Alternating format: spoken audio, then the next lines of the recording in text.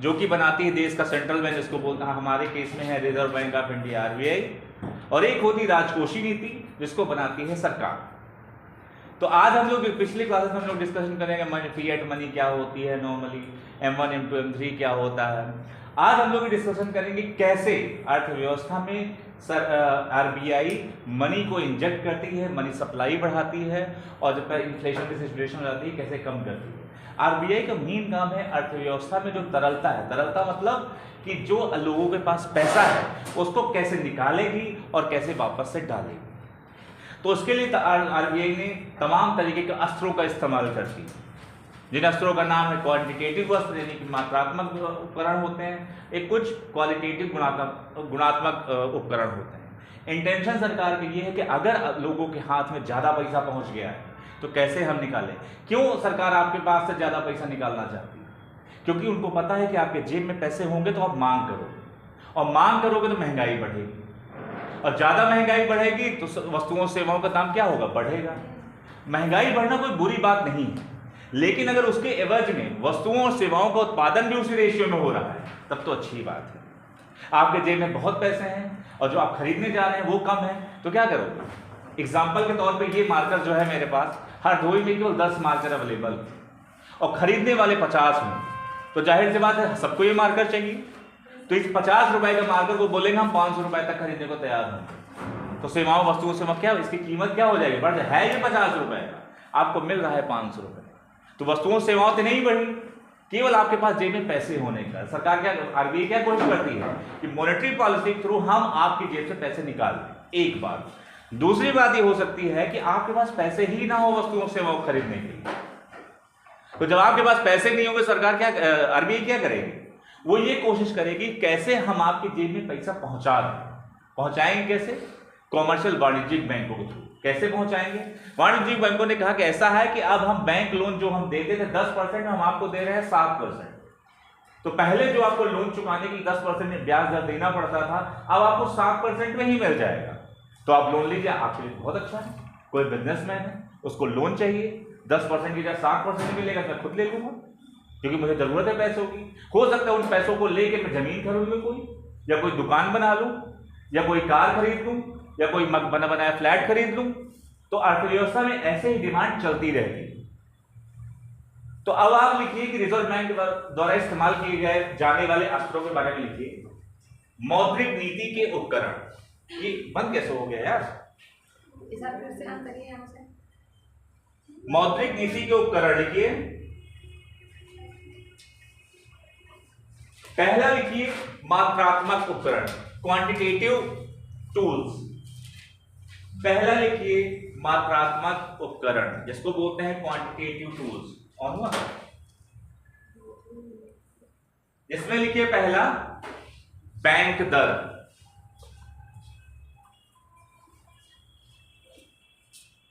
इसमें लिखिए पहला बैंक दर, बैंक रेट। दूसरा लिखिए रेपो रेट। पहला फिर से, अच्छा एक मिनट, ये थोड़ा यूज टू कम हो इसलिए मैं थोड़ा सा मुझे दिक्कत है, एक बार यूज टू हो जाऊंगा ठीक हो जाएगा। दूसरा हो जाएगा रेपो रेट, दूसरा हो जाएगा रेपो रेट, रेपो दर। लिखते समय आवाज आनी चाहिए नहीं, इसमें नहीं आनी चाहिए, ऐसा कुछ नहीं। अच्छा मैं पूछ रहा हूं, मुझे पता नहीं है, ठीक, क्योंकि लिखने का तो थोड़ा है रिवर्स। तीसरा लिखिए रिवर्स रेपो रेट, जिसको आप बोलते हैं ट्रिपल आर, मूवी वाला नहीं, रिवर्स रेपो रेट वाला, रिवर्स रेपो। अभी मैं इसके बारे में सबको आपको बताऊंगा, लिखाऊंगा अभी आप केवल लिख लो। अगला लिखिए वी ट्रिपल आर, इसको बोलते हैं वेरिएबल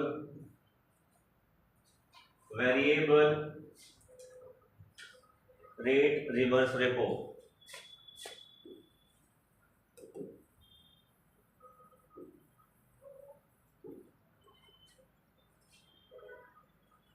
फिर लिखिए MSF मार्जिनल स्टैंडिंग फैसिलिटी।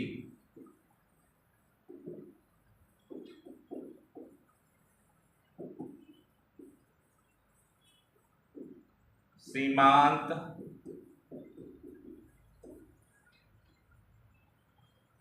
सुविधा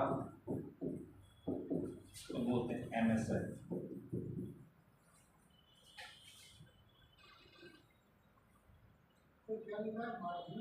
standing facility, marginal standing facility. Next लिखिए CRR, कैश रिजर्व रेशियो। तो आदत नहीं है इसमें, थोड़ा सा एक दो दिन समय लगेगा मुझे लिखने में। Cash reserve ratio,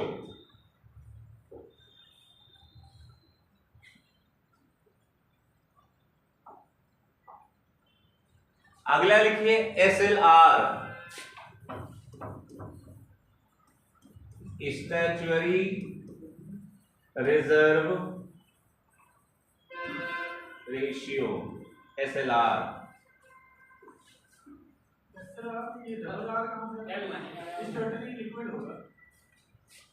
sorry liquidity, हाँ लिक्विडिटी रेशियो। नेक्स्ट लिखिए OMO, ओपन मार्केट ऑपरेशन, खुले बाजार की क्रियाएं, खुले बाजार की क्रियाएं जिसको बोलते हैं ओपन मार्केट ऑपरेशन।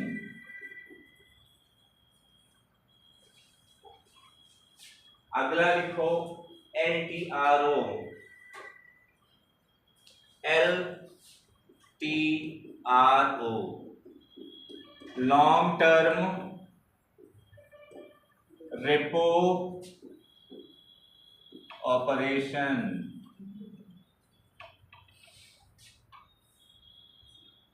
ये हो गया, लिख चुके। अभी मैं सबके बारे में आपको बताऊंगा, परेशान मत हो, दिखने में भारी लगेगा, है बहुत सिंपल है, ठीक है। ये लिख लिया। अब लिखिए गुणात्मक उपकरण, क्वालिटेटिव टूल्स, क्वालिटेटिव टूल्स, गुणात्मक उपकरण।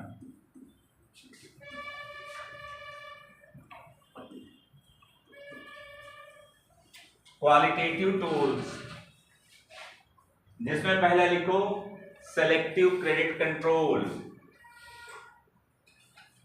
जिसको हम बोलते हैं साख नियंत्रण। पहला लिखो साख नियंत्रण।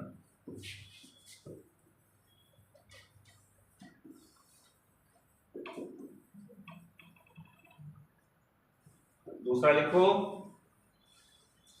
मार्जिन आवश्यकताएं, मार्जिन रिक्वायरमेंट्स, मार्जिन आवश्यकताएं।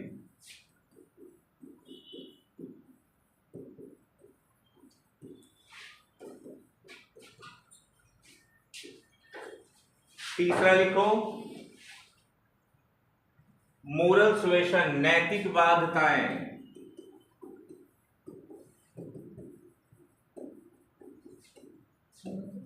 बाध्यताएं।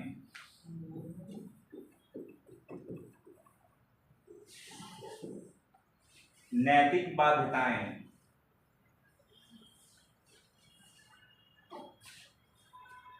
अगला लिखिए प्रत्यक्ष कार्यवाही,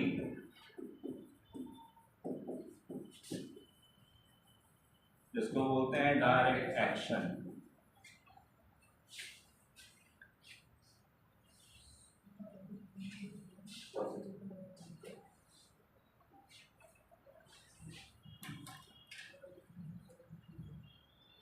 कभी कभी प्रश्न में ये आ जाता है कि ये चार ऑप्शन देगा, इसमें से बोल देगा कौन सा मॉनेटरी पॉलिसी, मौद्रिक नीति का गुणात्मक असर है या मात्रात्मक असर है, ऐसे आ जाता है। आपको उसमें दिख जाएगा, तो जो अलग होगा आपको उसको अलग करना पड़ता है।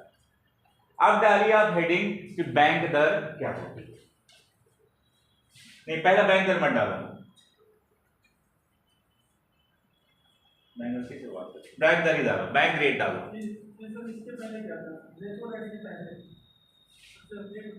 कहाँ पे? पहले शुरुआत किया था कहाँ पे? ये वाला ये शुरुआत किया था इसी का।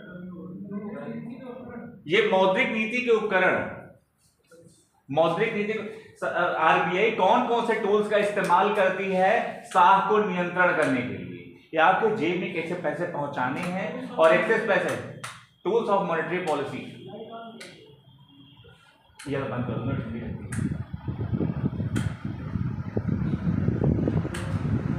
चला दोगे मैं कुल्फी बन जाऊंगा यार। हाँ उधर चला दूंगा। हाँ बहुत, मैं थोड़ा सा ठंडी में ज्यादा रखी है। अब आप लिखो बैंक दर लिखो।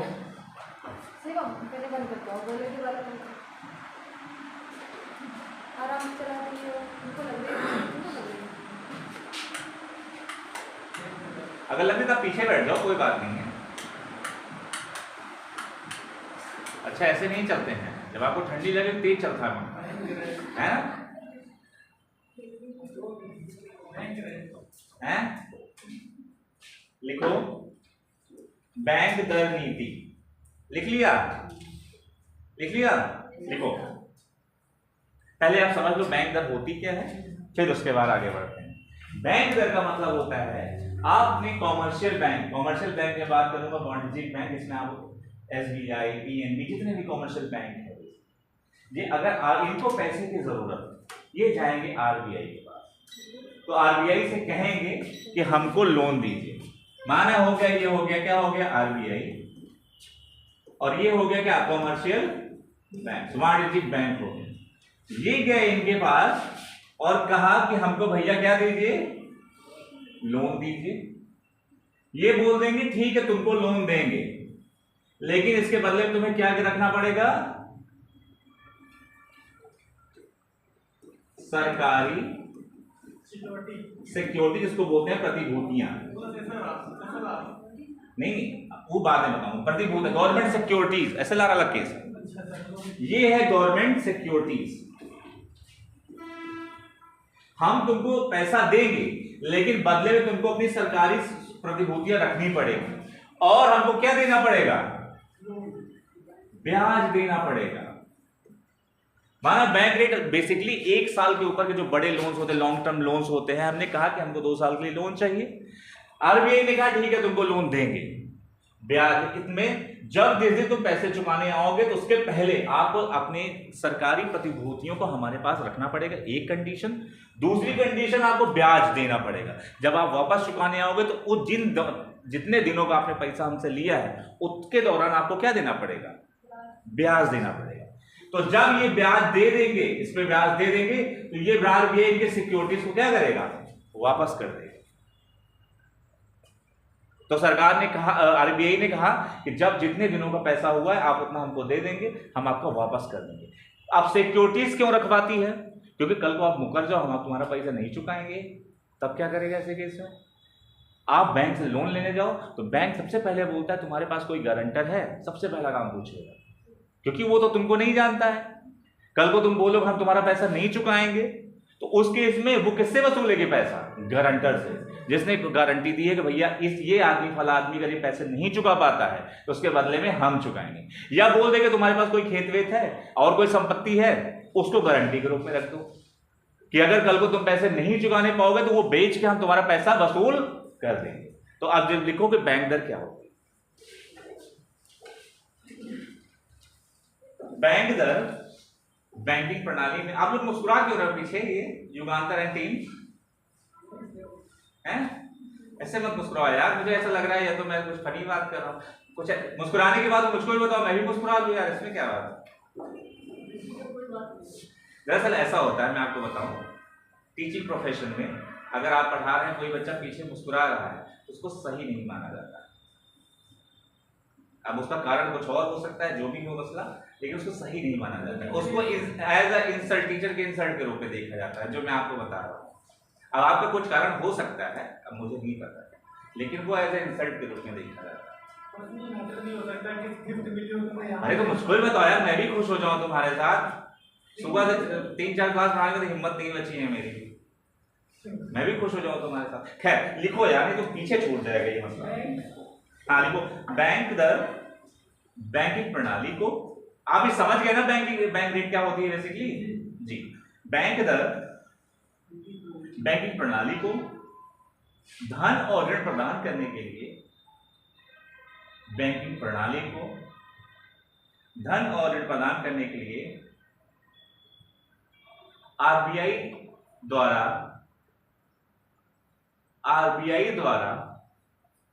लिया जाने वाला ब्याज, आरबीआई द्वारा लिया जाने वाला ब्याज, आरबीआई द्वारा लिया जाने वाला ब्याज, पूर्ण विराम, बैंक दर में वृद्धि से, बैंक दर में वृद्धि से वाणिज्यिक बैंकों द्वारा, बैंक दर में वृद्धि से वाणिज्यिक बैंकों द्वारा उधार लेने की लागत बढ़ जाती, उधार लेने की लागत बढ़ जाती है। अगर मैं आपसे एक प्रश्न पूछूं कि आरबीआई ने बैंक रेट बढ़ा दिया है तो इसका क्या मतलब? मनी कंट्रोल तो हुआ, लेकिन इससे होगा क्या अर्थव्यवस्था? मनी नहीं, शब्दों का इस्तेमाल सही करिए। मनी इन्फ्लेशन नहीं रुक जाएगा, मनी सप्लाई रुकी कम हो। बैंक दर बढ़ा दिया है, इसका मतलब ये कि जब ये बैंक इससे लोन लेने जाएगा तब लोन इसको महंगा मिलेगा। जब ये कॉमर्शियल बैंक को लोन महंगा मिलेगा तो ये पब्लिक को भी तो महंगा लोन देंगे, और जब आपको महंगा लोन देंगे तो आप लोन लेने से बचेंगे। पहले आप 8% के देश में आपको ऋण मिल रहा था, अब बैंक रेट बढ़ गया है तो आरबीआई भी महंगा कर दी है, तो कॉमर्शियल बैंक बोलेंगे भैया हम भी आपसे ज्यादा वसूलेंगे, अब हम आपको 11% के रेट पर देंगे बैंक। तो किससे क्या होगा?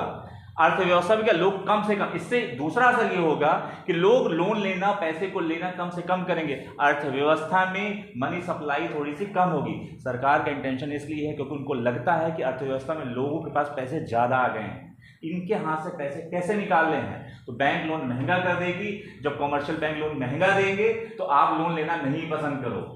इसके ठीक उल्टा, अगर बैंक रेट सस्ता हो गया, कम हो गया है, तो इसका क्या मतलब हुआ? इसका मतलब सरकार, आरबीआई चाहती है कि लोगों के पास पैसा है ही नहीं है, खर्च करने का पैसा नहीं है, तो हम क्या करेंगे? इनके हाथ में लिक्विडिटी, तरलता, पैसे डालो, पैसे डालोगे तो वस्तुओं और सेवाओं पे खर्चा करेंगे। दोनों काम होता है। बैंक रेट बढ़ेगी तो सरकार के, आरबीआई का इंटेंशन क्या है कि आपके जेब से पैसा निकालना है। क्यों ऐसा करती है? जरूरत क्या है करने की? क्योंकि आपके हाथ में ज्यादा पैसा होगा, वस्तुओं और सेवाओं में, प्रोडक्शन में बढ़ोतरी नहीं होगी, तो ये क्रिएट करेगी इन्फ्लेशन, महंगाई। और आरबीआई का मुख्य काम होता है अर्थव्यवस्था में इन्फ्लेशन की दर को मेंटेन करना। 2014 की रिपोर्ट थी उर्जित आर पटेल की, इन्फ्लेशन का रेट 4 ± 2 के रेंज में ही होना चाहिए। 4 ± 2 का मतलब होता है 4 में से 2 घटाओगे कितना होगा? 2, और 4 में से 2 में जोड़ दोगे कितना होगा? 6। तो 2 और 6 के बीच में ही होना चाहिए। इससे ज्यादा इन्फ्लेशन होती तो अच्छा नहीं मानती है आरबीआई। इसका मतलब इन्फ्लेशन ज्यादा हो रहा है, जनरली वो 4 के ऊपर ही रखती है। अर्थव्यवस्था में थोड़ा बहुत इन्फ्लेशन होना अच्छा माना जाता है, ऐसा नहीं कि इन्फ्लेशन बहुत बुरी चीज, लेकिन अगर इन्फ्लेशन बहुत ज्यादा है, कुछ कंट्रीज ऐसी हैं जहां पर इन्फ्लेशन 1 लाख%, 2 लाख%, 3 लाख%। मैंने आपको पहले ही बताया कि एक झोला भर के पैसे लेके जाते हैं और एक टाइम की सब्जी खरीद के ले आते हैं। जिम्बाब्वे, वेनेजुएला, बहुत सारी कंट्रीज ऐसी हैं। क्यों? क्योंकि उन्होंने अपनी नोट जरूरतों को पूरा करने के लिए खूब नोट छापे। भारत में मैक्सिमम एक बार में 10,000 का नोट प्रिंट हो सकता है, लेकिन जिम्बाब्वे में 10 लाख का नोट प्रिंट होता है, क्योंकि झोला पर उठाने से अच्छा कहीं था कि एक नोट प्रिंट कर लो 10 लाख का। अब 10 के नोट का 10 लाख आपको उठाना हो तो कितना हो जाएगा? बहुत हो जाएगा। लेकिन एक नोट कम असर डालेगा, एक नोट से आराम से आप पॉकेट में कैरी करके चल सकते हैं। तो बहुत ज्यादा महंगाई अच्छी बात नहीं होगी। अगला लिखिए, दूसरा राष्ट्र लिखिए, दूसरा राष्ट्र लिखिए जी, इसी का ये बैंक रेट हो गया। अब दूसरा राष्ट्र लिखिए,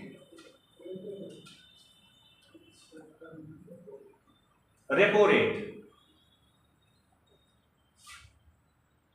दूसरा लिखिए repo rate,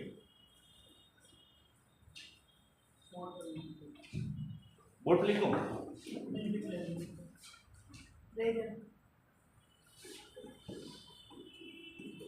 repo rate.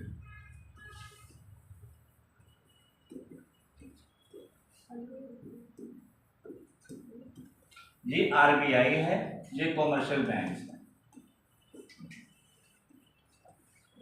Commercial bank को पैसे की जरूरत पड़ गई, ये गए आरबीआई के पास, इनको पैसे चाहिए एक शॉर्ट टर्म में 1 से 14 दिन के बीच के लिए, 2 दिन हो सकता है, 4 दिन हो सकता है, 10 दिन 11 दिन हो सकता है। तो आरबीआई ने कहा ठीक है तुमको पैसे देंगे। पहला काम क्या करना पड़ेगा, गवर्नमेंट सिक्योरिटीज देना पड़ेगा। ये शॉर्ट टर्म लोन होता है बेसिकली, छोटे समय के लिए। ये जितने भी मैं अस्त्र बताऊंगा ये क्या करते हैं, एक टूल है कैसे हम अर्थव्यवस्था में मनी सप्लाई को बढ़ाएंगे और कैसे अर्थव्यवस्था में मनी सप्लाई को कम कर देंगे, मुद्रा की पूर्ति को ज्यादा करेंगे या कम करेंगे। कहते हैं ठीक है हम आपको लोन देंगे और साथ में आपको क्या देना पड़ेगा, हमको ब्याज देना पड़ेगा। तो जितने दिनों के लिए इनको पैसे चाहिए इनके बीच में ये जाएंगे गवर्नमेंट सिक्योरिटीज रखेंगे और आरबीआई उतने दिनों के लिए इनको पैसे दे देंगे। और जिस दिन 4 दिन के लिए 10 दिन के लिए लिया तो 4-5 दिन के बाद बोलेगे ठीक है अब हम तुम्हारी सिक्योरिटीज को वापस करेंगे और लेकिन हमारा ब्याज जो है वापस कर दो। तो क्या करेगी, अगर कॉमर्शियल बैंक को शॉर्ट टर्म के लिए लोन चाहिए, लिख लो, अगर जब भी आप समझ गए लिखने में समझ में, जब भी कॉमर्शियल बैंक को शॉर्ट टर्म कम अवधि के लिए लोन 1 से 14 दिन बेसिकली 1 से 14 दिन के लिए अगर लोन चाहिए होता है तो आरबीआई के पास जाएगी और आप इसके बदले में उनको अपनी सरकारी प्रतिभूतियों को रखना पड़ेगा गारंटी के रूप में। कल को आप मुकर जाओ देने से तो आपको गिरवी रखनी पड़ेगी, जितने दिन का ब्याज हुआ आपको ब्याज चुकाना पड़ेगा, आरबीआई आपके सिक्योरिटीज को वापस कर देगी। लिखिए वाणिज्यिक बैंक, रेपो दर में लिखिए वाणिज्यिक बैंक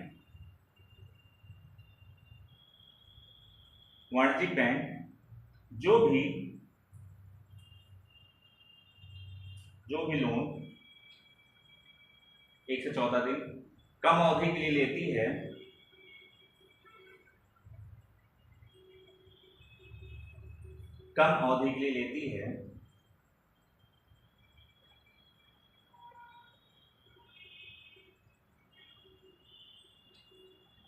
और इसके बदले में वाणिज्यिक बैंक जो ब्याज चुकाते हैं वही होता है रेपो रेट, उसी को रेपो रेट के नाम से जानते हैं।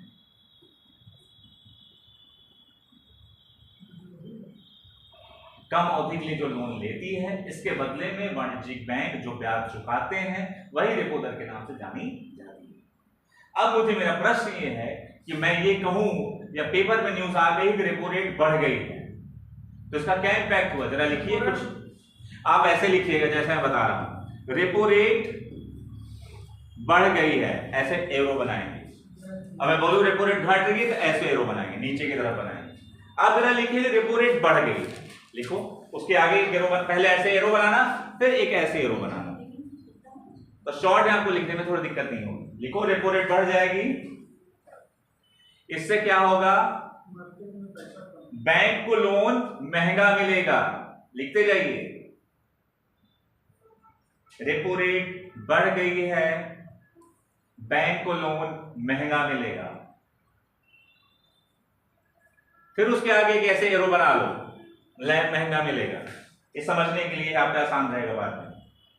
बैंक अपने कस्टमर्स को भी लोन महंगा देंगे, बैंक अपने कस्टमर्स को भी लोन महंगा देंगे। जहां नहीं समझ में आएगा पूछ लीजिएगा, कंफ्यूजन मत रखिएगा दिमाग में। ये बहुत टेक्निकल चीज है और ये हमेशा आता है किसी न किसी एग्जाम में, जनरली लोग कंफ्यूज रहते हैं। बैंक अपने कस्टमर्स को भी लोन महंगा देगी,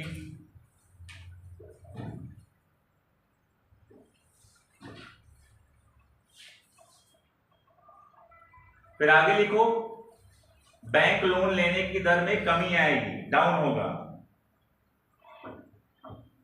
बैंक लोन लेने की दर में कमी आएगी मतलब नीचे की तरफ एरो, डाउनवर्ड एरो। और जब लोग बैंक लोन कम लेंगे तो क्या होगा, डिमांड यानी मांग में भी क्या होगा, कमी होगी कि बढ़ेगी, कमी आएगी। लिखते जाओ उसी में। क्या होगा युगांतर? कमी मतलब डाउनवर्ड एरो। बैंक लोन में कमी आएगी जिससे मांग में कमी आएगी। अगला एरो जिससे कि प्राइसेस क्या होंगे, कीमतें क्या होगी, गिर जाएंगी। और महंगाई क्या होगी, इन्फ्लेशन। एग्जैक्टली। सरकार को महंगाई कम करना है तो ये तरीके अपनाएं। इसका ठीक उल्टा, रेपो रेट अगर घट गई है तो क्या होगा, जितने मैंने पॉइंट्स लिखा उसमें एरो जिस डायरेक्शन लगाए वो डायरेक्शन चेंज हो जाएगा। लिखो अभी जो लिखा है मैं बोलना पड़ेगा मुझे।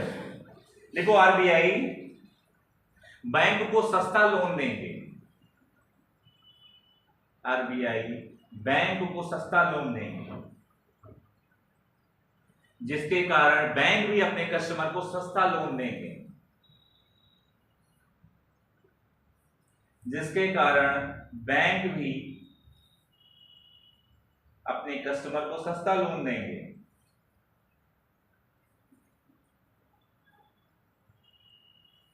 लोग लोन ज्यादा लेंगे, उसी में बनाते रहिए, जिसके कारण लोग लोन ज्यादा लेंगे। लोन ज्यादा लेने से क्या होगा, निवेश बढ़ेगा, इन्वेस्टमेंट बढ़ेगा।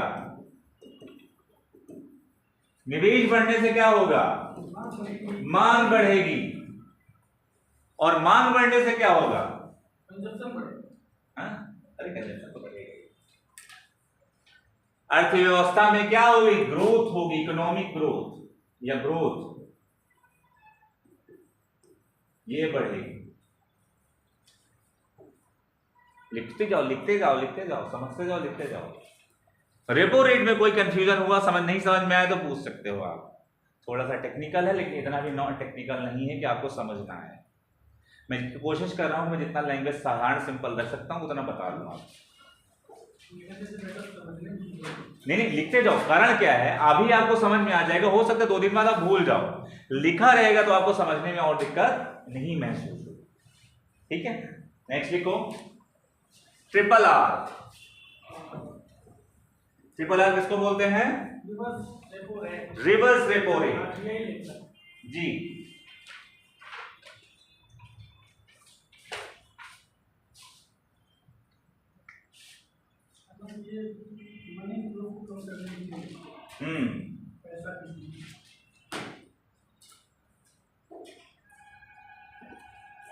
अब बताओ रिवर्स रेपो रेट क्या करता है। ये है आरबीआई, जिस कीमत दर पर बैंकों से आरबीआई लोन लेती है या पैसा लेती है।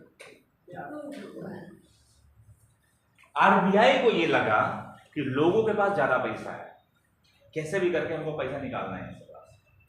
इन्होंने कहा कि अगर कॉमर्शियल बैंक या वाणिज्यिक बैंक तुम्हारे पास पैसा ज्यादा है, हमको लोन चाहिए तुमसे, तो ये कॉमर्शियल लोन बोलेंगे ठीक है, अब हम आपको, आरबीआई भी लोन लेती है कॉमर्शियल बैंक से, तो कॉमर्शियल बैंक ने कहा ठीक है हम आपको लोन देंगे, एक शर्त पे आपको क्या देना पड़ेगा,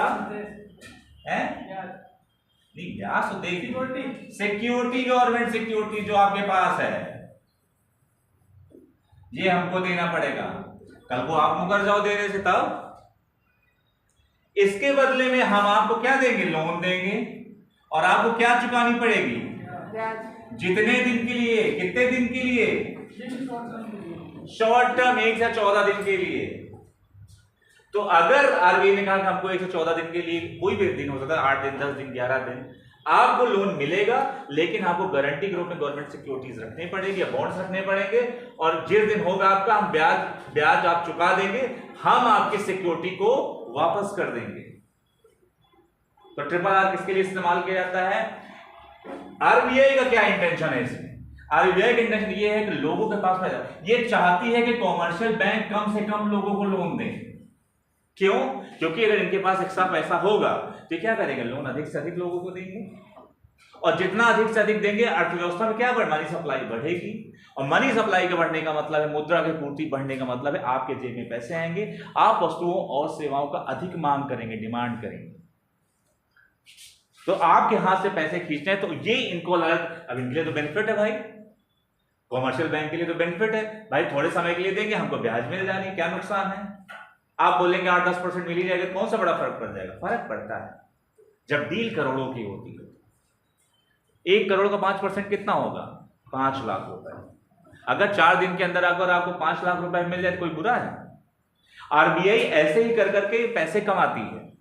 आरबीआई का हर साल जो बजट होता है सरप्लस हो जाता है। कैसे पैसे कमाती है वो धीरे धीरे करके बताऊंगा कैसे कैसे पैसे कमाती है।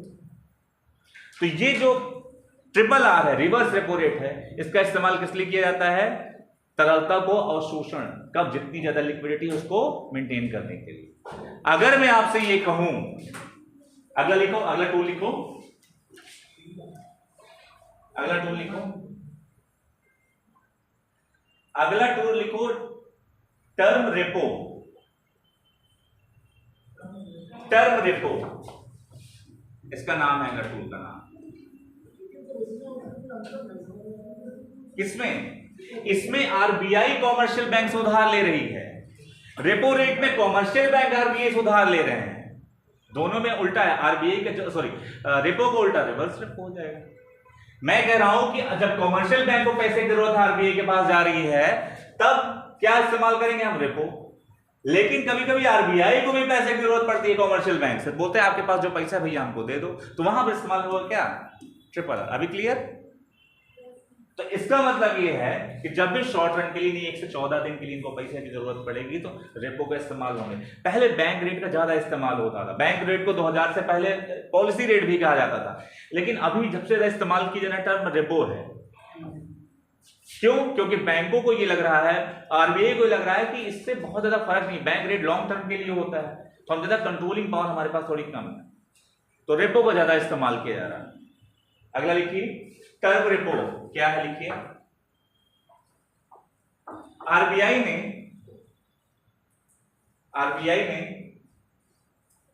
2014 से आरबीआई ने 2014 से टर्म रेपो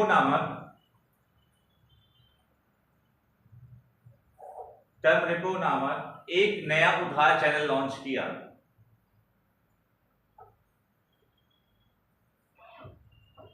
उधार चैनल लॉन्च किया।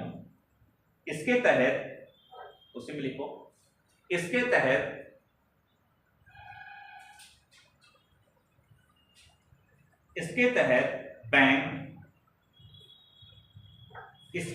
बैंक उन दरों की बोली लगा सकते हैं,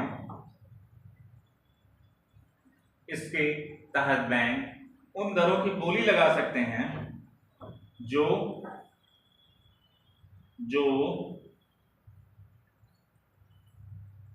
रेपो रेट से अधिक या कम है।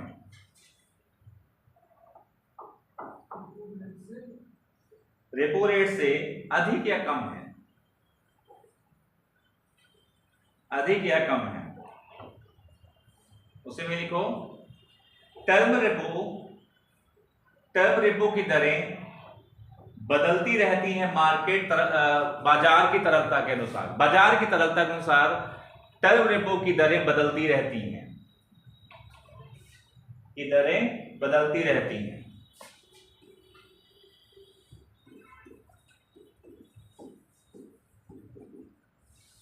मतलब अगर कॉमर्शियल बैंक को पैसा लेना है तो वो आरबीआई से बोली लगा के भी पैसा ले सकती है। कैसे बोली लगाएंगी? वो ये कहेंगे हम आपको लोन देंगे तो रेपो के रेट से ज्यादा होगा, जो उस समय हर 2 महीने में आरबीआई की मॉनेटरी पॉलिसी आती है। ऐसा सरकार बताती है हमारा रेपो ये है, एमएसएफ ये है, RRR ये है, बैंक रेट ये, SLR ये, क्रेडिट CRR ये है। तो अगर आपको लोन लेना है तो आप बोली लगा के भी ले सकते हो। आरबीआई को लगा कि भैया हमसे उधार मांगने वाली कॉमर्शियल बैंक जा रहा है, तो ऐसा है अगर आपको लोन लेना है तो जो रेट होगी वो क्या होगी? रेपो रेट से ज्यादा होगी। माना रेपो रेट इस समय कितना है? 6.5%। रेपो कितना हो गया? माना 5.75 हो गया। इन केस एग्जांपल के तौर पर सिंपल सा, इन दोनों के बीच में जो पॉलिसी जो बोली लगेगी, नीलामी होगी बेसिकली। आप लगाइए कि मुझे लोन की जरूरत है, तुम मैं इतने में ऐसा है मैं 6.75 की दर से देना तैयार हूं। या मैं बोल दूं कि मैं इसके बीच में दूंगा, तो बोली लगाकर भी जो ज्यादा बोली लगाएगा, जो ठीक बोली लगाएगा उसको उधार दे देगी। कौन दे देगी? आरबीआई। लेकिन कंडीशन वही रहेगी कि पहले आप गवर्नमेंट सिक्योरिटी रखोगे और जिस समय होगा उस समय पूरी ब्याज चुकाओगे तो हम वापस से आपकी गवर्नमेंट सिक्योरिटी वापस करें। कंडीशन सारी वही रहेगी लेकिन तरीके अलग रहेंगे। तो लिख लिया आपने इसको जी। जैसे ये रेट के टर्म का जब रेपो रेट बढ़ाएंगे तो रेपो रेट से रेपो का रेट ज्यादा रहेगा ना, रेपो रेट से ज्यादा रहेगा। ये जो टर्म रेपो है बेसिकली, इसमें तो आपको रेपो रेट फिक्स होता है, आरबीआई ने फिक्स कर दिया कि रेपो रेट चलो भाई 4 6 10 हम लोग 5% रहेगा, लेकिन इसमें जरूरी नहीं फिक्स हो, ये तो फिक्स है। इसमें क्या बोला? रेपो रेट से ज्यादा रहेगा और ट्रिपल आर से कम रहेगा। कुछ भी हो सकता है, यह फ्लेक्सिबल है क्योंकि नीलामी जब होती है तो कुछ भी हो सकता है, तो ये फिक्स नहीं होगा, ये क्या होगा? चेंज होता रहेगा। नेक्स्ट लिखो VRR, variable rate reverse repo. ये नए नए अस्त्र आए हैं बीच में, अभी आरबीआई नए नए अस्त्र ला रही है, तो ये जो नए वाले अस्त्र हैं ये एग्जाम में पूछने की संभावना ज्यादा रहती है, इसलिए पहले मैं इनको पढ़ा रहा हूं, बाद में सब पुराने CRR SLR आपको पढ़ाऊंगा। लिखो वेरिएबल रेट रिवर्स रेपो।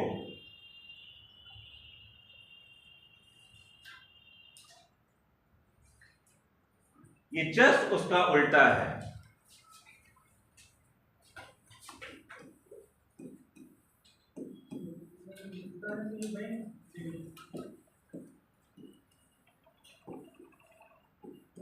ये कॉमर्शियल बैंक्स हैं, ये कह रहे हैं इनके पास पैसा खुद ज्यादा है, तो आरबीआई इनको लालच देती है। ये आप लोग फॉर्म किस चीज का भर रहे हो?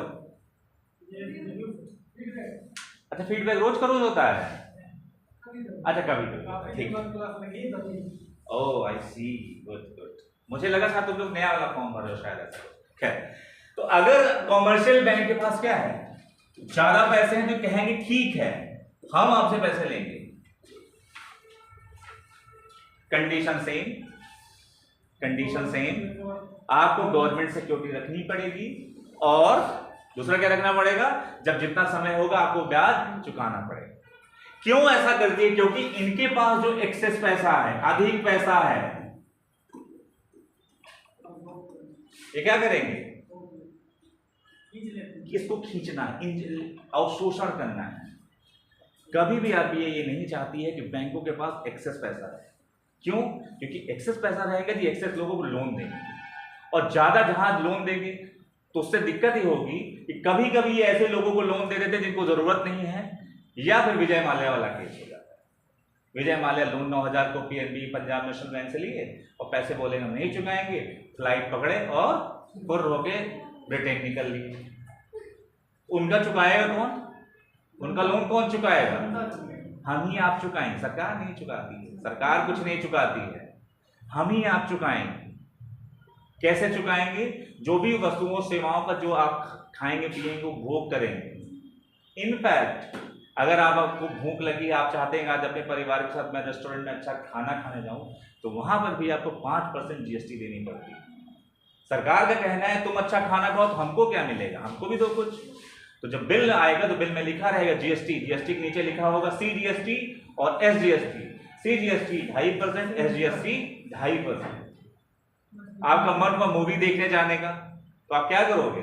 चलो हॉल चलते हैं, वहां पे जाओगे, वहां लिखा रहेगा टिकट में सीजीएसटी एसजीएसटी दोनों के हिस्से में इतने पैसे जाएंगे। तो इसका मतलब ये है कि जो भी आप वस्तुओं सेवाओं पर खर्चा करेंगे, सरकार जीएसटी के माध्यम से, टैक्स के माध्यम से आपके पैसे वसूल लेगी। आपको मालूम नहीं चलता है, आपको मालूम नहीं चलता है, लेकिन जब बिल जुड़ के आता है तो आपको ये मालूम चल जाता है। तो इसका मतलब ये है कि जब भी सरकार कोशिश करती है कि जो भी एक्स्ट्रा पैसे, क्योंकि डिमांड को कंट्रोल करना है, इन्फ्लेशन अगर अर्थव्यवस्था में बढ़ेगी तो वो क्या करेगी? महंगाई बढ़ाएगी, और महंगाई बहुत अधिक होना अर्थव्यवस्था के लिए नुकसानदायक है। क्योंकि महंगाई बढ़ने से सबसे ज्यादा नुकसान किसको होता है? जो डेली वेजेस वर्कर है, पैसे की वैल्यू मिल जाती है। सरकारी एम्प्लॉय को कोई दिक्कत नहीं होती। क्यों? क्योंकि सरकार हर 6 महीने में उनको महंगाई भत्ता दे देती है। लेकिन जो व्यक्ति जिसकी इनकम फिक्स है 10,000 रुपए, अब वो पहले 5,000 रुपये अपना खर्च चलाता था, अब उसको चलाने के लिए 8,000 रुपया खर्च करना पड़ेगा। तो इसका मतलब ये है कि जिसकी इनकम फिक्स है उसको तो नुकसान होगा, क्योंकि जो 10 रुपए का ब्रेड का पैकेट आता था वो आएगा 15 रुपए का। इस तरीके से सारी चीजें महंगी होती चली जाएंगी। पेट्रोल 60 की जगह आप 100 रुपए में खरीदेंगे। तो इसलिए सरकार अधिक जो लिक्विडिटी होती है कॉमर्शियल बैंक से, इससे क्या करेगी, ये इससे खींचेगी और ये सिक्योरिटी रखेगी और बाद में जब इनका पैसा चुका देगी, नीलामी के द्वारा भी हो जाएगा ये, और फिर चुका देगी। लिखिए इसमें इसका जो रेट होगा ये RRR से ऊपर होगा और RR से नीचे होगा। जो भी बोली लगेगी वो रिवर्स रेपो रेट से ऊंची होगी और ये रिवर्स रेपो से कम होगी। ये रिवर्स रेपो रेट है, ये रेपो रेट है, इससे अधिक होगी और इससे कम होगी हमेशा। ये भी नीलामी का तरीका होगा कि ठीक है भाई हम इतने में इसको लिए रहे। आरबीआई का मेन काम क्या है, अधिक से अधिक तरलता को अपने पास रखना। अगर अर्थव्यवस्था में तरलता कमी, लोगों के पास पैसे नहीं, तो कॉमर्शियल बैंक के माध्यम से तरलता लोगों तक पहुंचाना, ताकि इकोनॉमिक स्टेबिलिटी, आर्थिक स्थिरता अर्थव्यवस्था की बनी रहे। अगला लिखो, इसी में लिखो, इसी में लिखो,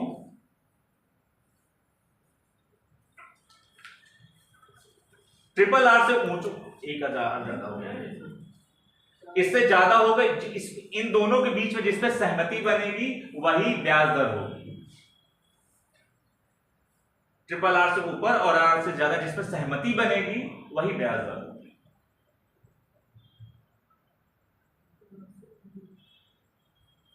इस प्रक्रिया को आरबीआई ने 2022 में शुरू किया। इस प्रक्रिया को आरबीआई ने 2022 में शुरू किया।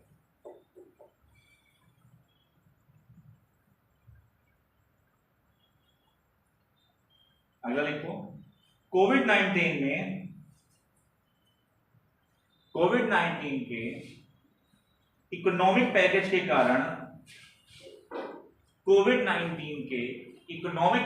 कारण, बैंकों के पास तरलता अधिक मात्रा में हो गई थी।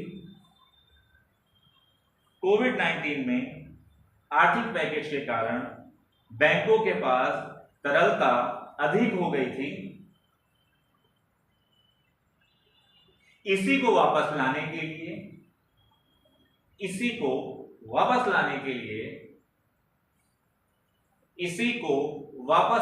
लिए आरबीआई ने इस अस्त्र का इस्तेमाल किया। ये जितनी चीजें मैं बता रहा हूं ये अस्त्र है आरबीआई, जिसके थ्रू ये अर्थव्यवस्था में मनी सप्लाई को कंट्रोल करती है या बढ़ाती है। इसी को वापस लाने के लिए आरबीआई ने इस अस्त्र का इस्तेमाल किया।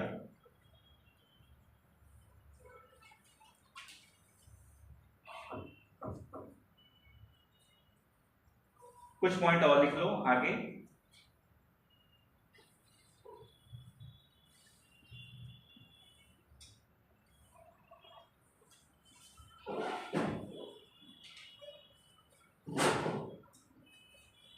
अगला है कैश रिजर्व रेशियो, जिसको क्या बोलते हैं, CRR, नगद कौन सा अनुपात, नगद राशि अनुपात, कैश रिजर्व रेशियो, आरक्षित ना, क्या बोलते हैं, फिर सुनता हूं, मैं भूल रहा हूं थोड़ा। नगद होगा, रिजर्व माने आरक्षित, रेट मतलब नगद आरक्षित अनुपात से कितना इस समय मान लीजिए 4.5% है, ठीक है, जरूरी नहीं है, थोड़ा बहुत फ्लक्चुएट होता रहता है। अब कैश रिजर्व रेशियो क्या है, ये बैंक को जितना पैसा होगा उसका उतना परसेंट आरबीआई के पास रखना पड़ेगा, जितना टोटल आएगा पर डे। अच्छा, 100% अगर आया तो उसमें से इतना 4.5% रुपया आरबीआई के पास जमा करना पड़ेगा। CRR, ये है आरबीआई, ये है कॉमर्शियल बैंक। ये कौन हो गए, ये मैं हो गए, ये आप लोग हो गए, ठीक। आरबीआई ने कहा कॉमर्शियल बैंक से, अगर तुमको पब्लिक लोगों को लोन देना है, यानी कि मुझको लोन देना है आम आदमी को, तो जो भी तुम लोन दोगे, माना कि आपने लोगों पब्लिक के बीच में 100 करोड़ का क्या बांटा, लोन देना है, तो जितना लोन दोगे उसका 4.5% किसके खुद आरबीआई के पास क्या करोगे, जमा करोगे। तो कितना पैसा बचा अभी इनके पास, 9550 करोड़, यही बचा पैसा। अब जो पैसा बचा है वही लोन के रूप में दोगे। ऐसा क्यों करती है, सिक्योरिटी के लिए, मतलब ताकि अगर कल को ऐसा हुआ कि ये जो एक्स वाई जेड कुछ भी हो सकता है, ये पैसे नहीं चुका पाए, अचानक से पैसे मांगने का नहीं चुका पाए, तब क्या होगा। ये भी तो इन पे डिपेंड है भाई, ये पैसे इनको वापस करेंगे तो फिर ये इनको वापस करें, ऐसे का चक्कर चलता रहता है चीजें। तो इसका मतलब ये है कि कॉमर्शियल बैंक जब भी लोन देंगे तो अपने लोन का एक सर्टेन % आरबीआई के पास रखेंगे, जिसको उन्होंने नाम दिया CRR, कैश रिजर्व रेशियो। इसको एकदम लिक्विड फॉर्म में रखेंगे, जो भी पैसा आएगा वो क्या रखेंगे, इसमें आरबीआई के पास रखना पड़ेगा। अब आरबीआई के पास ज्यादा पैसे नहीं बचे, कम, सॉरी, कॉमर्शियल बैंक के पास कम हो जाएंगे पैसे। तो लिखो कैश रिजर्व रेशियो लिखो। रिजर्व बैंक अनुसूचित बैंकों को कहां रहेगा चंदू, नहीं सर, विदा कर रहे थे डैडी को। ओ माय गॉड, अभी नहीं, विदा कर रहे थे, मतलब वो प्रोग्राम के लिए जा रहे हैं। अच्छा तो ठीक है, ऐसे बोलो छोड़ने गया था यार, सेवा कर रहे थे ये अभी आप तो मतलब। अरे तो विदा शब्द बहुत वो होता है भाई कि, अरे नहीं मेरा ये भी मतलब What a rubbish joke you have done this time. Oh my God, I'm really sorry for that. Unacceptable.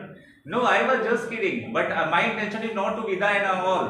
I was simply saying that vida is not the right term. All right, लिखो reserve bank अनुसूचित बैंकों को उनके संपूर्ण जमा देता,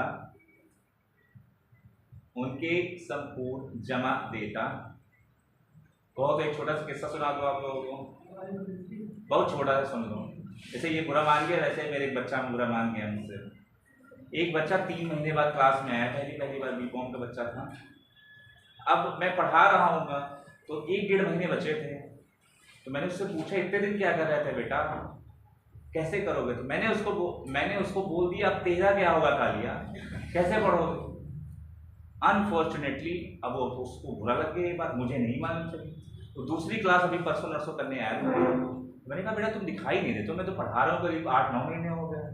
तो बोलते हैं सर आपने हमको बहुत बुरा बोल दिया था। मैंने कहा नहीं, मैं कभी नॉर्मली किसी को नहीं बोलता बुरा, आपको कैसे बुरा बोल दूंगा। तो बोलते सर आपने हमारा मजाक उड़ा दिया था। तो मैंने कहा मैंने ऐसा क्या बोल दिया बेटा। बोलते सर आपने हमको कालिया बोल दिया। वो थोड़ा सांवला था बेचारा।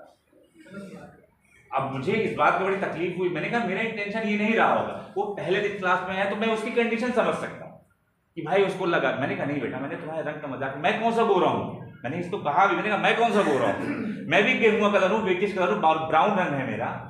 तो उसको इस बात का मुझे बहुत बाद में तकलीफ हुई। मैं कहा बेटा मेरा इंटेंशन आपका बिल्कुल मजाक उड़ाना नहीं। उसने कहा सर वहाँ लड़के लड़कियाँ दोनों बैठे हुए, तो आपने मुझको भरी सभा में कालिया बोल। तो मुझे इस बात की बड़ी तकलीफ हुई, मुझे नहीं बोलना चाहिए। लेकिन मैंने एक दिन जनरल बोल, मैं कहा तुम 4 महीने बाद आओ तो कैसे तैयारी करोगे, 1 महीने एग्जाम देने को बाकी है। तो वैसे ही मेरा वो इंटेंशन नहीं था। आजकल मुझे क्लैरिफिकेशन ज्यादा देना पड़ता है बोलने के बाद। नहीं, मुझे इंग्लिश बोलना था इसलिए। ओह माय गॉड, चल ठीक है भाई, चल ठीक। तो क्या लिखा था मैंने, क्या लिखा था भाई, आगे बढ़ो। लायबिलिटी नहीं बोला मैंने, हाँ संपूर्ण जमा देता का 3 से 15%, 3 से 15% तक कुछ भी हो सकता है ये रेशियो, 3 से 15% तक नगद रिजर्व बैंक के पास रखने के लिए बाध्य कर सकता है। बाध्य कर सकता है। CRR की दर जितनी ऊंची होगी कर सकता है। CRR की दर जितनी ऊंची होगी, बैंकों के पास प्राप्त जमा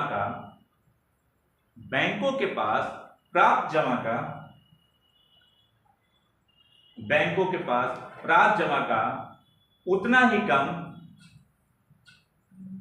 बैंकों के पास जमा का उतना ही कम नगद शेष उधार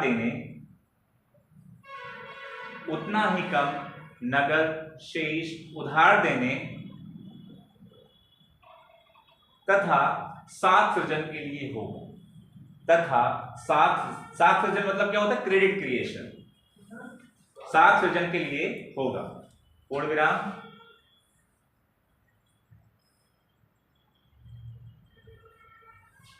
1989 में CRR की दर 15% थी।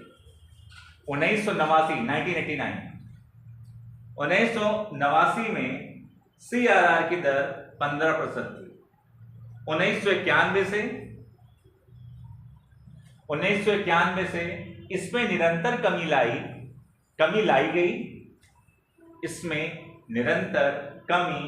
गई। इस समय इसकी दर करीब 4% के आसपास है। 4.54 ऐसे चलती रहती है, वो चेंज होती रहती है।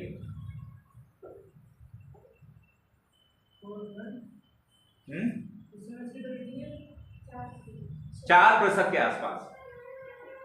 अगला लिखो SLR, स्टैट्यूटरी लिक्विडिटी रेशियो, जिसको बोलते हैं वैधानिक तरलता अनुपात। 18 पॉइंट समथिंग ऐसी है कुछ, मैं बताता हूं क्या है। लिखो वैधानिक तरलता अनुपात, स्टैट्यूटरी लिक्विडिटी रेशियो।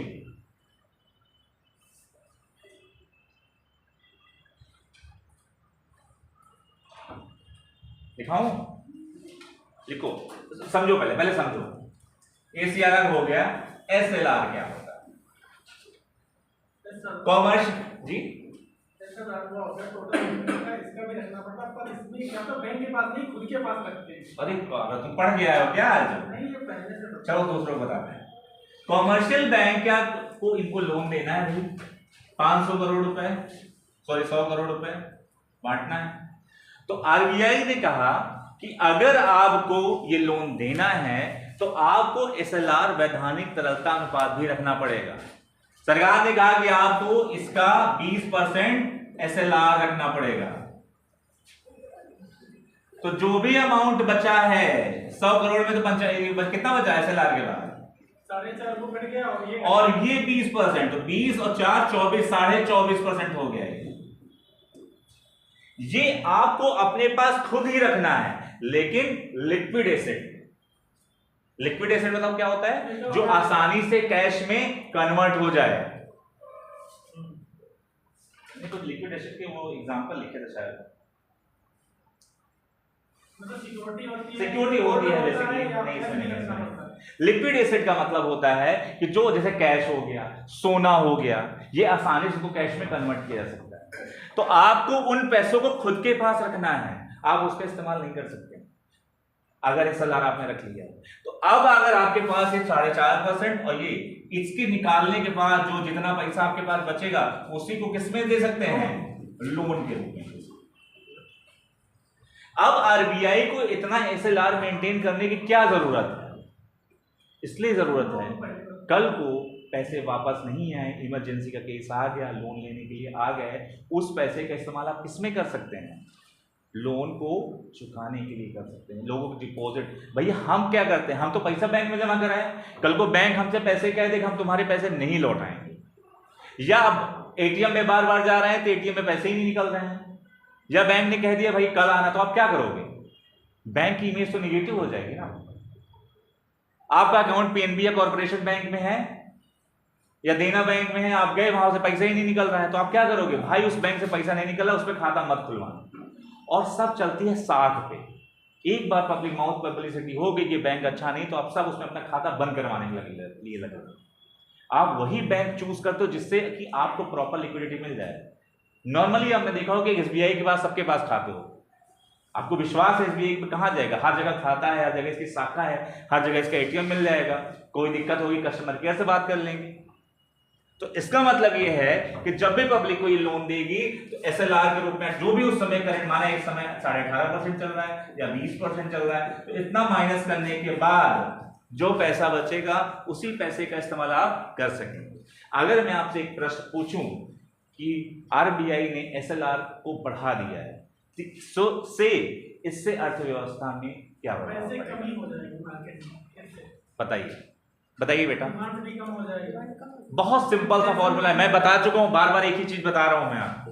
एसएलआर बढ़ाने का क्या मतलब है कि सरकार ये चाहती है कि अर्थव्यवस्था में मनी का फ्लो, मनी सप्लाई, मुद्रा की पूर्ति कम से कम हो, क्योंकि अगर लोगों के पास अधिक पैसा पहुंच गया, उनको लग रहा है कि पैसा ज्यादा है ऑलरेडी, तो एसएलआर बढ़ा देगी, लोन क्या हो जाएगा, महंगा, और लोन महंगा होगा तो लोग कम से कम लोन खरीदना पसंद करेंगे, पैसे नहीं जाएंगे, तो इससे क्या होगी, इन्फ्लेशन कम होगी। इसका ठीक अपोजिट सरकार ने एसएलआर की रेट को कम कर दिया है, तो क्या होगा, इसका मतलब ये सरकार मनी सप्लाई अर्थव्यवस्था में क्या करना चाहती है, बढ़ाना चाहती है।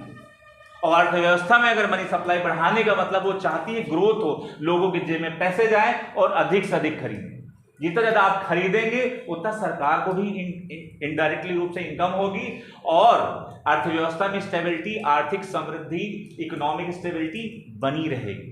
आरबीआई का मेन इंटेंशन है अर्थव्यवस्था में इन्फ्लेशन को कंट्रोल करके रखना, क्योंकि अगर इन्फ्लेशन ऊपर पहुंच गई तो वो कंट्रोल अगर नहीं कर पाई तो वो अर्थव्यवस्था के लिए बहुत बुरी कंडीशन हो जाएगी।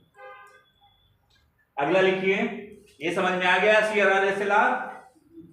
इसका रेशियो याद कर लेना, कभी कभी पूछ लेता है स्टैटिक में।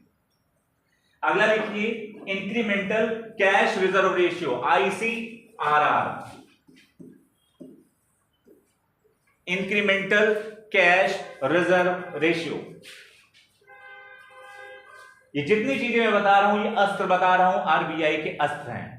जैसे आप अपने अस्त्र कमान से अस्त्र निकालते हैं, मैं इस बार ब्रह्मास्त्र चला दूंगा, तो आरबीआई भी अपने समय समय पर इन अस्त्रों का इस्तेमाल अर्थव्यवस्था में मनी सप्लाई को कंट्रोल करने के लिए करती है। तो ये अगला अस्त्र है क्या, ICRR, incremental cash reserve ratio. लिखो,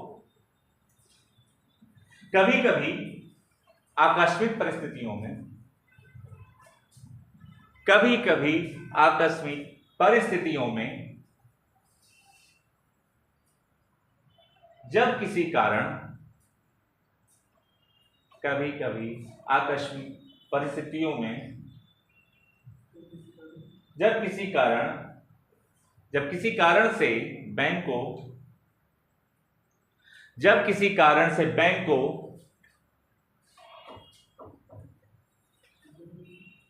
कि बैंकों की जमाओं में बहुत अधिक वृद्धि हो जाए,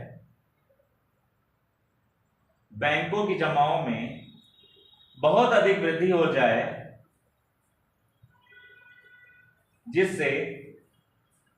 जिससे कि अर्थव्यवस्था में तरलता की समस्या उत्पन्न हो जाए, जिससे कि अर्थव्यवस्था में तरलता की समस्या उत्पन्न हो जाए, तरलता मतलब लिक्विडिटी, तरलता की समस्या उत्पन्न हो जाए, तो केंद्रीय बैंक इस तरलता के अधिशोषण मतलब क्या होता है जी, अपनी तरफ खींचना। केंद्रीय बैंक इस तरलता के अधिशोषण के लिए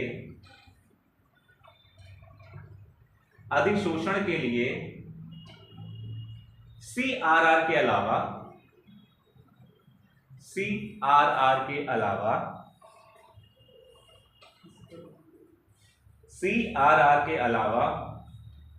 अस्थायी रूप से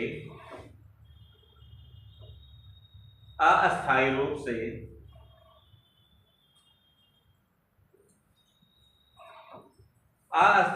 से वर्तमान कैश रिजर्व रेशियो ICRR का प्रयोग करता है, ICRR का प्रयोग करता है, इंक्रीमेंटल कैश रिजर्व रेशियो का प्रयोग करता है, कॉमा ऐसी ही व्यवस्था रिजर्व बैंक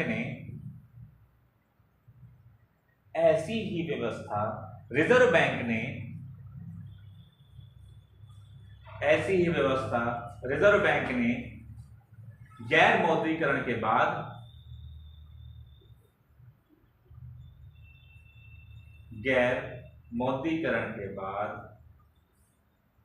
बैंकों में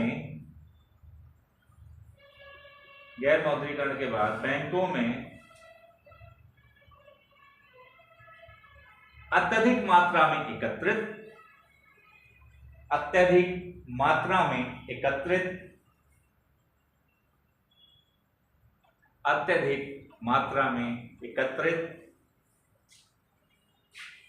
तरलता को निरस्त करने के लिए किया।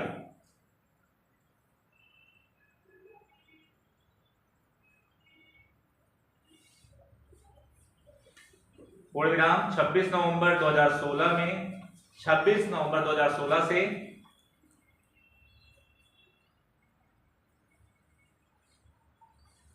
26 नवंबर 2016 से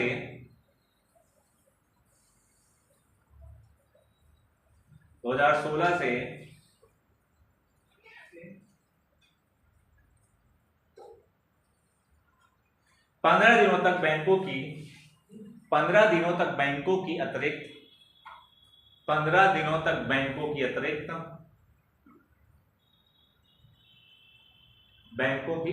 तरलता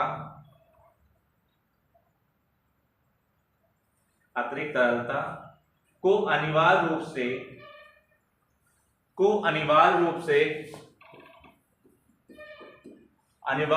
से करीब 100% रिजर्व बैंक RBI के पास जमा करेंगे। अभी मैं मतलब बता देता हूं उसका क्या है। 100% RBI के पास जमा करेंगे,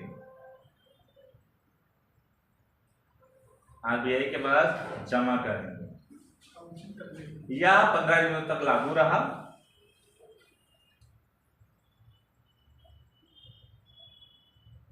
इसका प्रमुख उद्देश्य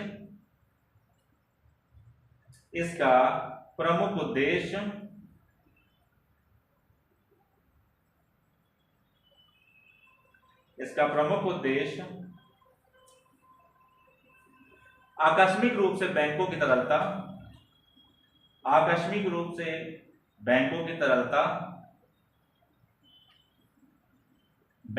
तरलता में हुई अत्यधिक वृद्धि के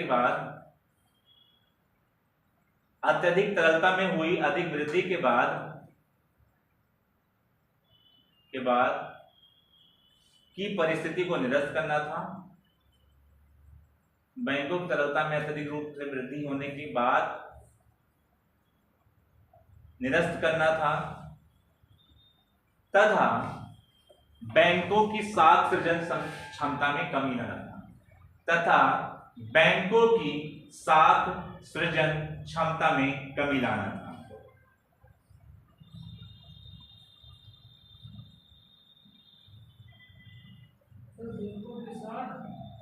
सृजन क्षमता में कमी लाना।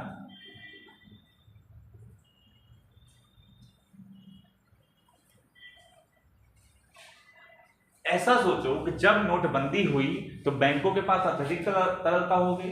लोग अपना पैसा क्या करें, 500-1000 के नोट बदलवाने के लिए चले गए, उसके बैंक अकाउंट में जमा। उस समय अगर आपने ध्यान दिया हो तो बैंक RBI ने बैंकों से कह के रखा हुआ था कि आप इस परिस्थिति में ज्यादा किसी को लोन वोन नहीं देंगे, जो पैसे आ रहे हैं उसको जमा करते रहिए, उनके अकाउंट में पैसे बढ़ाते रहिए।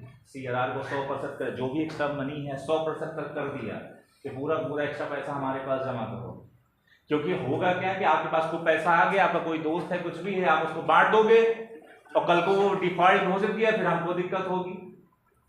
तो उन्होंने कहा कि बहुत रेयर केस है तो उनको मिलेगा, अदरवाइज नहीं। तो 100% तक पूरा पूरा लागू। कभी कभी सीआरआर आरबीआई ने 0 कर दिया है। उन्होंने कहा कि सीआरआर 0 तब कर दिया जब एमएसएमई सेक्टर को आपको पैसा देना हो, कुछ प्रायोरिटी सेक्टर लेंडिंग करना हो।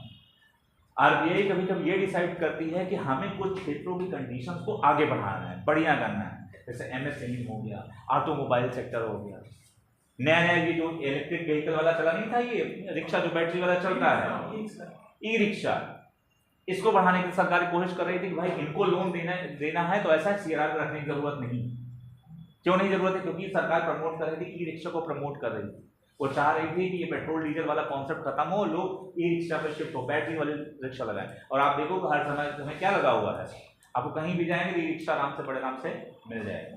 तो सरकार का इंटेंशन ये था कि हम इस कंडीशन को बढ़ाएं और लोगों को अधिक अधिक लोन दें, वहां पर सीआरआर 0 कर दिया। लेकिन नोटबंदी के समय 15 दिन के लिए कहा कि नहीं, सीआरआर आपको 100% रखना पड़ेगा, और 100% रखवाया भी इन्होंने।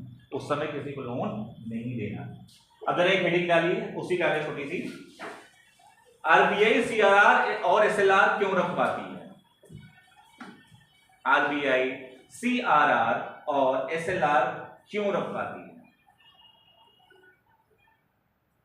लिखो, या बैड लोन के खिलाफ। बैड लोन क्या होता है? जो वापस नहीं आया। जैसे विजय माल्या लेके निकल लिए, मेहुल चौकसी लेके निकल लिए, दूसरे देश यहां से पैसे उठाए बैंकों से, चुकाना नहीं पड़े, फ्लाइट लिए चुप्पे निकल गए, वो बैड लोन हो गया। जिसको सर आपने दिया, बैंकों ने दिया और वो वापस नहीं आया। गुड लोन क्या हुआ? जिसको सरकार ने, बैंकों ने दिया और वो वापस आ गया। देखो, या बैड लोन के खिलाफ सेफ्टी नेट की तरह काम करता है, या बैड लोन के खिलाफ सेफ्टी नेट के रूप में काम करता है। क्योंकि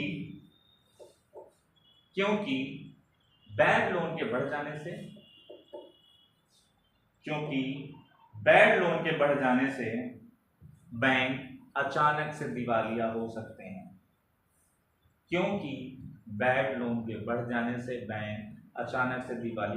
आप में से किसी का पानी है? थोड़ा सा नॉर्मल पानी दे दो मुझको।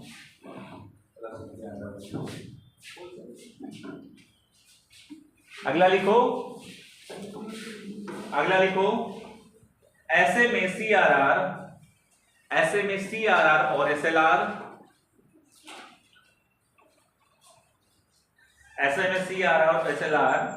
उन्हें आकस्मिक राहत दिलाता है। ऐसे में सीआरआर और एसएलआर आकस्मिक राहत दिलाता है,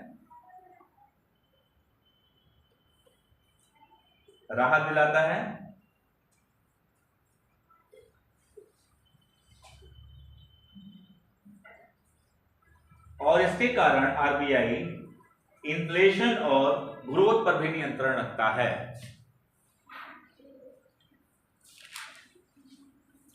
इसके कारण आरबीआई ग्रोथ और इन्फ्लेशन पर भी नियंत्रण रखता है। बैंक रन की स्थिति में सीआरआर और एसएलआर हमें बचाता है। बैंक रन क्या होता है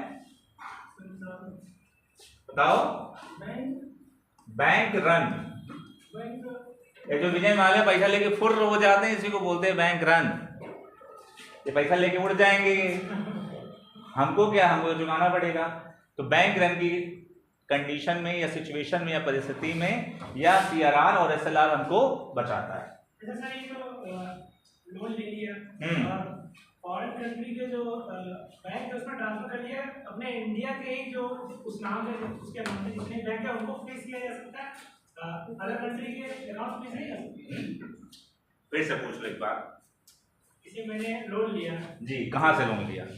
मान लीजिए बैंक ऑफ इंडिया से 1 करोड़ का मैंने लोन लिया। 1 करोड़ का, ठीक है। और उसके बाद मेरा एक अकाउंट स्विस या फिर कहीं अमेरिकन में निकला, तो वहां पे मैंने उसमें ट्रांसफर कर लिया इसको। यहाँ से हमको हो गए दिवालिया दिखाने के लिए, मेरी वापस नहीं कर पाए, तो मेरे यहाँ के सारे अकाउंट फ्रीज कर दिए जाएंगे। मेरे आगे कोई काम नहीं, वहाँ का नहीं, वो हमारी टेरिटरी में नहीं आता है, उसको नहीं फ्रीज कर सकते ना भाई। माना ये शिवम ये मुझसे लोन लिया 100 रुपया का, तो मैं इससे मांगू ये तो दे दे, लेकिन ये तुम्हारे अकाउंट में ट्रांसफर कर दे, मैं तुमसे थोड़ी ले पाऊंगा। तुम तो बोलोगे मेरा तो उससे मसला है, आपसे क्या मतलब है? मैं तो इससे लेने के लिए लाइबल हूं ना, इससे थोड़ी हूं। या तो मेरी इतनी साख हो, गुंडा आदमी हो, मजबूर आईपीएस हूं, प्रधानमंत्री खास आदमी हूं, या बहुत बड़ा नेता हूं, तब तो मैं तुमसे पैसा निकाल सकता हूं, लेकिन तब भी मेरे लिए हिम्मत नहीं पड़ेगी।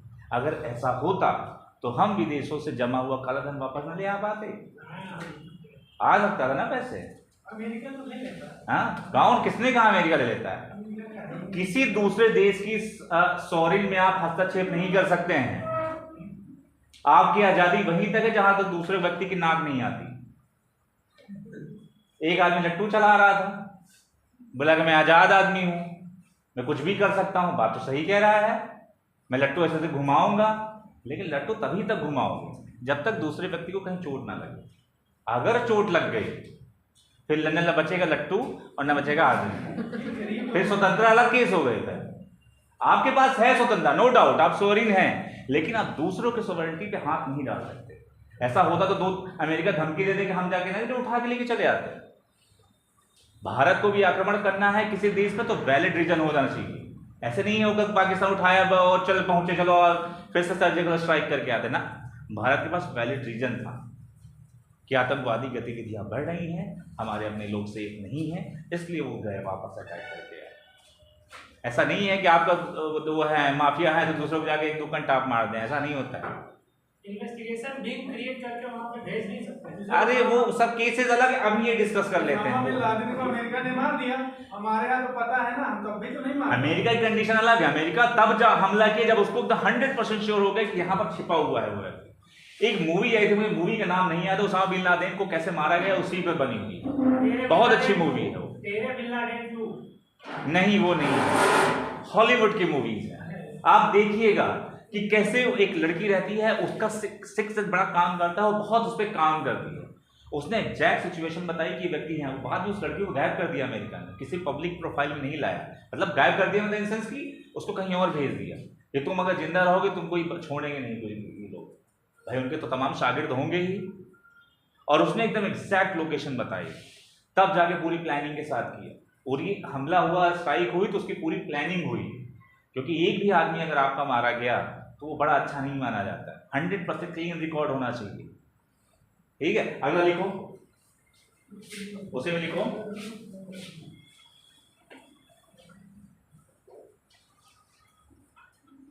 आईसीआरआर एक शॉर्ट टर्म उपाय है, आगे उसे लिखो। आईसीआरआर एक शॉर्ट टर्म उपाय है।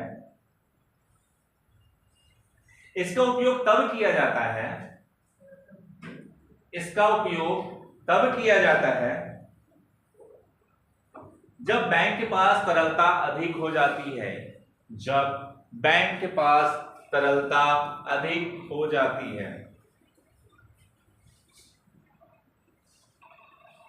जैसे कि नोटबंदी के एक माह में, जैसे कि नोटबंदी के समय, ये लिखा चुका क्या मैं, 100% कर दिया गया था।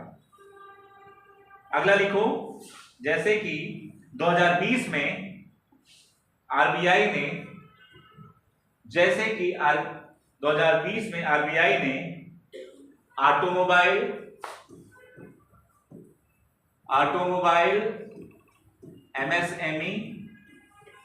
एमएसएमई क्या होता है जी, MSME micro small medium enterprises, और रेजिडेंशियल सेक्टर में, रेजिडेंशियल मतलब घरेलू क्षेत्र में,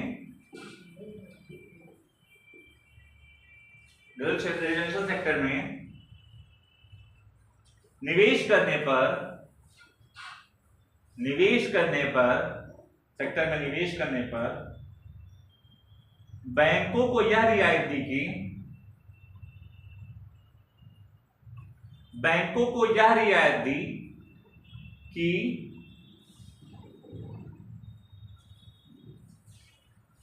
कि सीआरआर को जीरो कर दिया जाएगा, सीआरआर को जीरो कर दिया जाएगा, सीआरआर को जीरो कर दिया जाएगा। यह व्यवस्था कुछ समय, निश्चित समय के लिए थी। यह व्यवस्था कुछ निश्चित समय के लिए थी।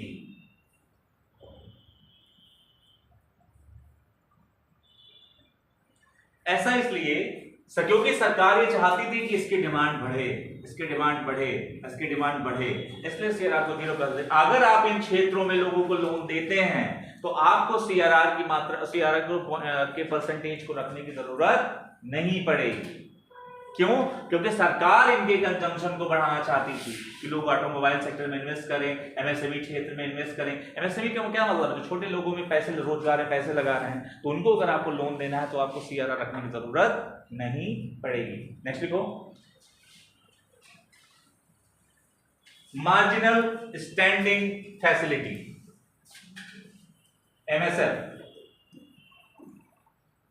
मार्जिनल स्टैंडिंग फैसिलिटी, सीमांत अस्थायी सुविधा बोलते हैं क्या?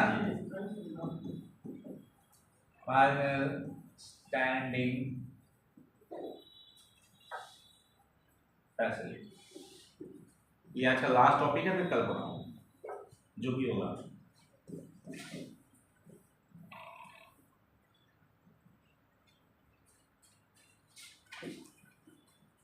कॉमर्शियल बैंक ने ऑलरेडी आरबीआई से उधार लिया हुआ है। किस फॉर्म में? लोन लिया हुआ, और इसके बदले में कॉमर्शियल बैंक ने क्या रखा है? गवर्नमेंट सिक्योरिटी रख दी है। साथ ही साथ क्या रखा हुआ है? सब रखा हुआ है। अब अचानक से कॉमर्शियल बैंक को एक दिन के लिए पैसे की जरूरत पड़ गई। ऐसा होता रहता है जनरली, कॉमर्शियल बैंकों को हमेशा कभी कभी एक दिन की 24 घंटे के लिए पैसे की जरूरत पड़ जाती है। भैया बैंक में कस्टमर ज्यादा आ गए, या जमा लोन लेने पैसे निकालने वाले ज्यादा आ गए, तो पैसे की कमी पड़ गई। आपको तो जरूरत है, आप तो कस्टमर चिल्लाने लगोगे, वहीं पीटने पाटने लगोगे, हमको पैसे दो, हमारा पैसा हमको दो। बात तो सही है, आपका पैसा जमा था, आप उनको पैसे दो, और वो बोल दे कि नहीं, वो ये थोड़ी बोल देंगे कि हमारे पास पैसे नहीं है। वो तुरंत अपने दोस्त को फोन करेंगे, भाई 24 घंटे के लिए पैसे दे दे। तो इन्होंने फोन किया किसको? और कॉमर्शियल बैंक को फोन किया। माना ये हो गया पीएनबी एग्जांपल के लिए, इसको फोन किया, एसबीआई वाले को फोन किया। एसबीआई वाले कहा भाई मेरी भी कड़की चल रही है, मैं अब तुमको पैसा नहीं दे सकता। ये गया तीसरे के पास, किसके पास? के पास यूनियन बैंक वाले के पास। बोला भाई मेरी भी जेब ढीली है, मैं भी नहीं दे सकता।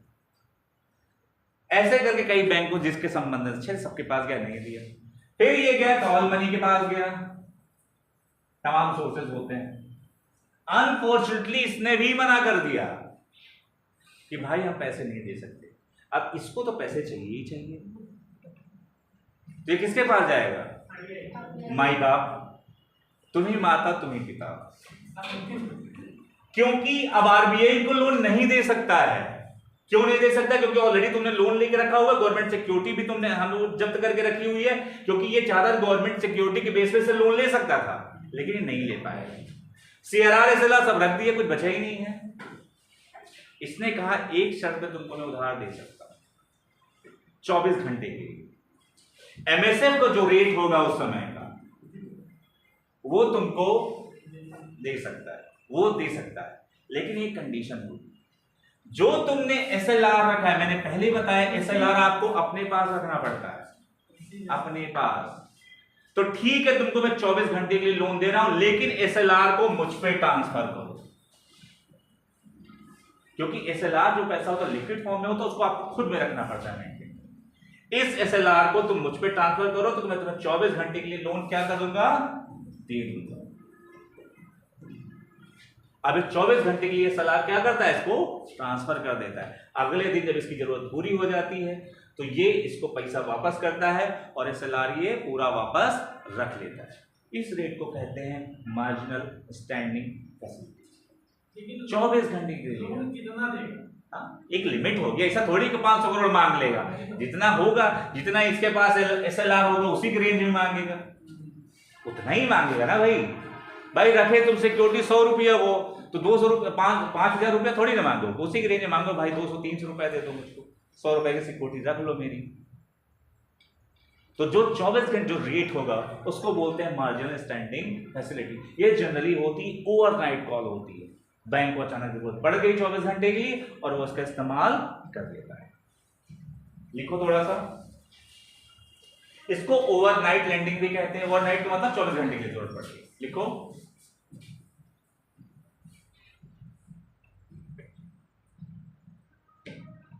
इसको ओवरनाइट लेंडिंग भी कहते हैं।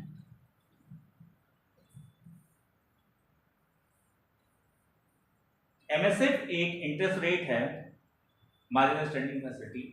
एमएसएफ एक इंटरेस्ट रेट है। आपको किसी भी कंफ्यूजन को पूछ लीजिएगा, ये याद रखिएगा हमेशा, एक बार जाके पढ़ लीजिएगा। ये आपको पता होना चाहिए कि एमएसएफ क्या है, सीआरआर क्या है, एसएलआर क्या है, आईसीआरआर क्या है, ये पता होना चाहिए, जवान पे होना चाहिए। ठीक है, बार बार किताब इसको उठा के मत पढ़ो। मैं जितना सिंप्लीफाई कर सकता था मैंने उतना कर दिया ताकि आपको वो याद रहे। लिखो, यह एक इंटरेस्ट रेट है जिस पर कॉमर्शियल बैंक आरबीआई से उधार ले, एक ओवरनाइट के लिए उधार लेता है, ओवरनाइट के लिए उधार लेता है।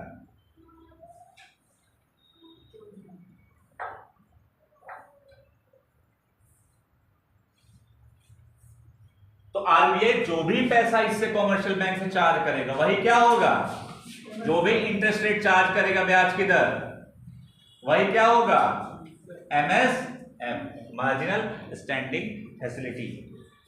तो आपको इसमें कोई कंफ्यूजन है? अगर मैं आपसे पूछूं कि सीआरआर क्या है, एसएलआर क्या है, तो आप कभी कंफ्यूज नहीं होंगे। बैंक रेट क्या है, रेपो रेट क्या है, ट्रिपल आर क्या है। तो जब कभी अर्थव्यवस्था की न्यूज पढ़ो, पेपर में आ जाए आरबीआई की मौद्रिक नीति समीक्षा हुई, उसमें आ गया कि सरकार रेपो रेट बढ़ा रही है, रिवर्स रेपो रेट बढ़ा रही है, तो आप ये अनुमान लगा सकते हैं किसकी बात कर रहे हैं। इस समय शेयर मार्केट डूबा हुआ है, निवेशक परेशान है बेचारे। तो अगर मैं आपसे ये पूछूं कि क्यों शेयर मार्केट डूब रहा है, तो आप इसका क्या जवाब देंगे? कहाँ इन्फ्लेशन? कौन बोला तुमको इन्फ्लेशन है? शेयर मार्केट जो इसलिए रहा कि महंगाई के कारण ही वो होगा ना। इंटरेस्ट रेट पहली बात तो इंटरेस्ट रेट कम है, ज्यादा कोई भी चीज बताओ तो उसका लॉजिक जरूर बताओ। महंगाई मतलब ब्याज दर ज्यादा होगा। अब आप इसकी कहानी सुन लो, 2 मिनट के लिए सुन लो, बहुत जरूरी कहानी है। इस समय भारतीय शेयर मार्केट में संस्थागत निवेशक एफआईआई अपना पैसा निकाल रहे हैं, और जब पैसा निकाल रहे हैं सब हाय तौबा मची हुई, सब अपना पैसा निकालना चाहेंगे। अब आप पूछोगे कहे पैसा निकाल रहे हैं, उनका कहना है कि भारत में ग्रोथ नहीं हो रही। अब आप ये पूछोगे ग्रोथ काहे नहीं हो रही? ग्रोथ इसलिए नहीं हो रहा है क्योंकि भारतीय लोग सामान की खरीदारी कर ही नहीं रहे ज्यादा। अब आप पूछो काहे नहीं खरीदारी कर रहे हैं, उनके जेब में पैसा नहीं है। अब बोलोगे पैसा है भी कितना, क्योंकि हर चीज पर सरकार ने लगा के रखा है टैक्स। पेट्रोल डीजल है उससे बाहर, जीएसटी से बाहर है। 100 रुपए के पेट्रोल, 96 रुपए के डीजल, हर एक चीज पर टैक्स लगा है। तो लोगों के पास अपनी इनकम का ज्यादा परसेंटेज खर्च करने को है ही नहीं, पैसा भी नहीं है, और सब इनकम इसी में चली जा रही है। अब जब लोग नहीं खर्चा करेंगे तो बिजनेसमैन नई नई वस्तुओं सेवाओं का उत्पादन करेगा? नहीं करेगा। और जब नहीं करेगा तो असम डिमांड ही नहीं जनरेट होगी तो क्या होगा? उनका पैसा बढ़ेगा नहीं। भैया आपका शेयर कैसे बढ़ता है? मान आपने ब्रिटानिया बिस्कुट कंपनी पे लगाया हुआ, तो बिस्कुट खुद बिकेगा, जब फायदा कमाएगा तभी तो आपको पैसा मिलेगा। तो क्या कर रहे हैं? सरकार ने खूब उद्योगपति लोन से उनको माफ कर दिया, वो मजे में है। अब आप बोलो उद्योगपतियों को नहीं फर्क पड़ रहा है, ये इस पे नहीं बोल सकते, इसको कट कर दो, सब बात इस पर नहीं बोल सकते। अरे बाद में तुम लोग शिकायत करो, ये तो ऑफ रिकॉर्ड